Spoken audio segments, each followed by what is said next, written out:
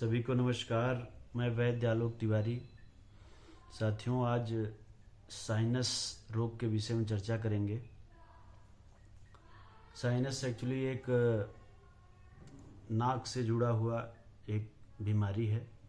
जो ये यहाँ पे एक स्पेस होता है, इस जगह से लेके यहाँ तक, इधर ऊपर और इधर, यहाँ पे एक स्पेस होता है जिसमें हवा, अमूमन स्वस्थ आदमी में हवा रहती है, ऑक्सीजन रहती है या फिर इस तरह की चीज़ जो सांस लेने में सहायक है।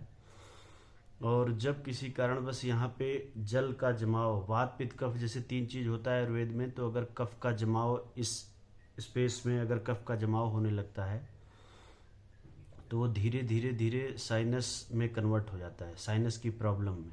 वैसे तो स्पेस को ही साइनस बोलते हैं, लेकिन वो जो साइनस की जो प्रॉब्लम है उसमें कन्वर्ट होने लगता है, जिसको साइनस बीमारी के नाम से लोग जानते हैं।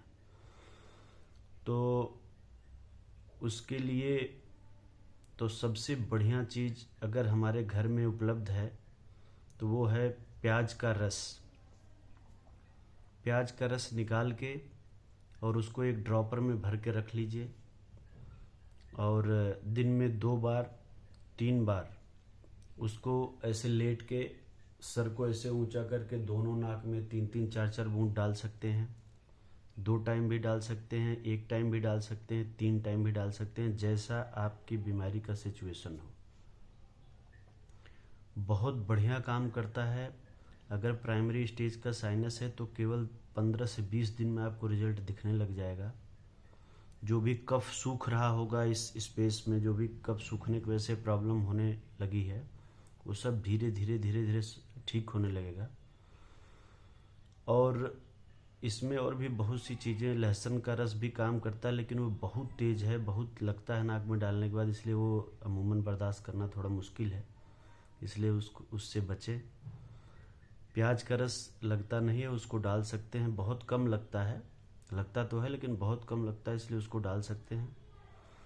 बाज़ार में बहुत सी कंपनियां उसका बना बनाया दवा भी बनाकर बेचती हैं। बहुत सी आयुर्वेदिक कंपनियां हैं, अलग अलग दवा बनाती हैं।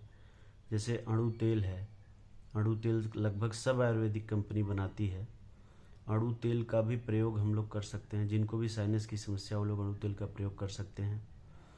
और उसके लिए भी वही सिस्टम है कि लेट के 3-3 4-4 बूंद दोनों नाक में सुबह शाम डालें।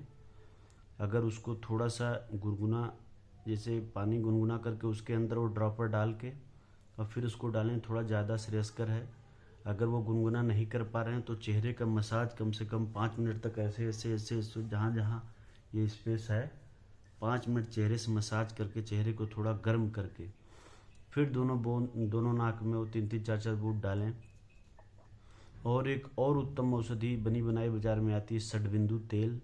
वो भी बहुत बढ़िया रिजल्ट है। बहुत से मेरे साथियों को जो प्रॉब्लम हुई है, मुझे भी साइनस की दिक्कत थी, तो उसमें षडबिंदु तेल बहुत बढ़िया काम करता है। अगर साइनस है तो, और साइनस से रिलेटेड प्रॉब्लम है तो, बाद में ये प्रॉब्लम चल के जब बहुत दिन तक इसका इलाज न करवाया जाए या कोई ध्यान न दे, तो ये धीरे धीरे जो यहाँ पे पानी इकट्ठा होता है, कफ, यहाँ जो भी स्पेस में कफ इकट्ठा होता है, वहाँ पानी के गीला रहने की वजह से वहाँ के मांस मसल्स धीरे धीरे फूलने लगते हैं।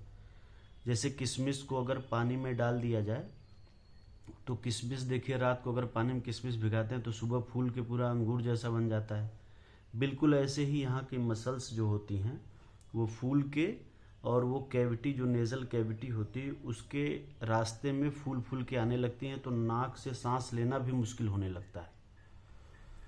अब उसमें ये है कि जैसे आपने षडबिंदु तेल भी अगर प्रयोग किया तो उसके लिए भी 5 मिनट तक पहले चेहरे की पूरी अच्छे से मसाज करके, फिर 3-3 4-4 बूंद ऐसे लेट करके दोनों नाक में डालना है। 1 महीने तक अगर आप डालते हैं तो साइनस की अगर प्रॉब्लम है तो ये करीब करीब बहुत ज़बरदस्त इसका फ़ायदा है, आपको खुद प्रत्यक्ष दिखेगा। अगर ये साइनस बहुत दिन तक इलाज नहीं कराया आपने, और ये धीरे धीरे नेज़ल पॉलिप, मैंने बोला कि वो जो अंगूर फूल जाता है वैसे ही मसल्स फूल जाते हैं, नेज़ल कैविटी को पूरा बंद कर देते हैं, उसको नेज़ल पॉलिप बोलते हैं। नेज़ल पॉलिप में अगर ये कन्वर्ट हो गया, उसकी भी अगर प्राइमरी स्टेज है, तो ये षडबिंदु तेल मात्र से, और हफ्ते में एक आध बार बादाम का तेल जैसे हल्का गुनगुना करके ड्रॉपर से डालें तो बहुत बढ़िया इसका रिजल्ट है। वो उससे भी पूरी तरह से आराम हो सकता है। लेकिन अगर नेज़ल पॉलिप बहुत ज़्यादा बढ़ गया, पूरी कैविटी को ब्लॉक कर दिया है, पूरे स्पेस को घेर लिया है, बहुत ज़्यादा कर दिया है, तो वो जो है फिर तो एक ही रास्ता फिर बचता है, वो है ऑपरेशन का, जो एलोपैथ में जाना पड़ता है, वो अलग विषय है। लेकिन वहाँ तक जाना न पड़े इसलिए उसके पहले इसका केयर, विशेष केयर करें कि इसको जो है या अड़ू तेल ही या फिर प्याज का रस वाला ही प्रयोग, या अगर फ्री में करना है तो प्याज का रस वाला कर सकते हैं, थोड़ा बहुत पैसे लगा सकते हैं तो अड़ू तेल या षडबिंदु तेल प्रयोग कर सकते हैं।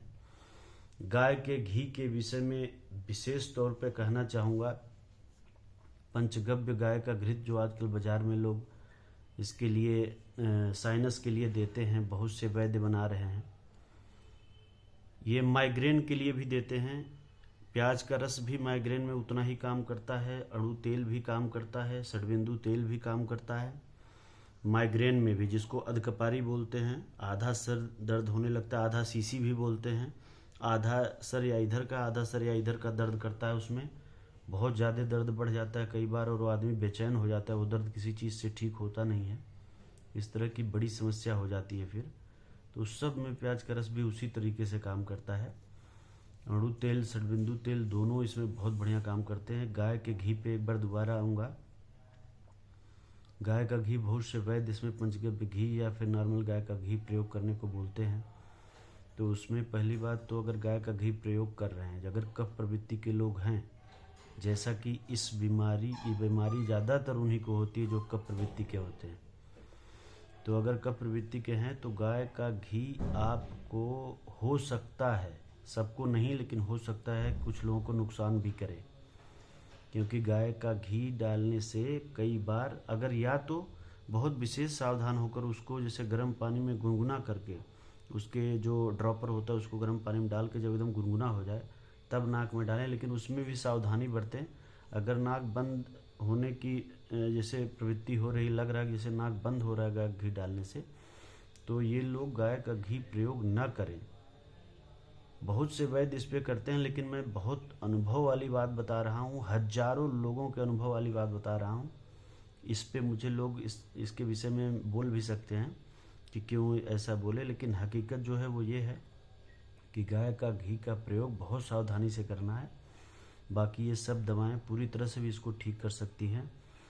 और भी बहुत सी दवाएं, जैसे बताया कि एक पहले आती थी नेसो अरसहर, आयुर्वेद की बहुत पुरानी दवा है, वो नाक का बवासीर एक्चुअली इसको बहुत लोग बोलते हैं। तो नेसो अरसहर एक बहुत पुरानी दवा पहले बनती थी, अब आना बाज़ार में बंद हो गई है, करीब करीब एक आध दो फार्मेसी कोई कंपनियां बनाती हैं, तो अगर वो मिल जाए तो वह भी इसमें बहुत रामबाण की तरह काम करता है। लेकिन ये साइनस वाले थोड़ा सा सतर्क होकर इसको प्राइमरी स्टेज पे ही अगर ठीक कर लें तो बहुत अच्छा रहेगा।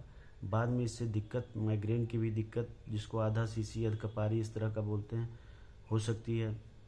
नेज़ल पॉलिप की समस्या हो सकती है, जो कि बहुत ही ख़राब स्टेज है कहता हूँ, क्योंकि वो ऑपरेशन एक बार आप कराएंगे तो ऑपरेशन कराने के बाद इसके दोबारा होने के चांसेस होते हैं। जैसे बवासीर में आप लोग देखते हैं एलोपैथ वाले ऑपरेशन कर देते हैं, तो उसमें क्या होता है कि वो दोबारा होने के चांस भी रहता है। तो कोशिश करें कि ऑपरेशन ना कराना पड़े। इन सब दवाओं से अगर प्राइमरी स्टेज पे आप सतर्क होकर करेंगे तो बहुत बढ़िया रिजल्ट मिलेगा और आपको इससे करीब करीब पूरा फ़ायदा हो जाएगा। बहुत बहुत धन्यवाद।